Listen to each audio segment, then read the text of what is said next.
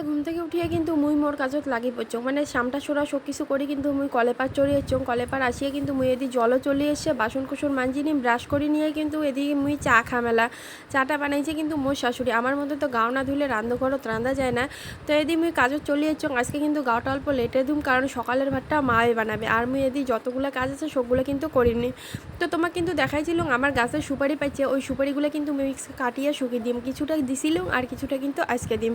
তো এদি রান্নাও হয়ে গেছে এদি রান্ধিছে হচ্ছে আলু সিদ্ধ ভাত আর দুপুরে রান্নাতে কিন্তু মুয়ে রান্ধিম ওটা দেখার পাম কিনা কবার পালুম না।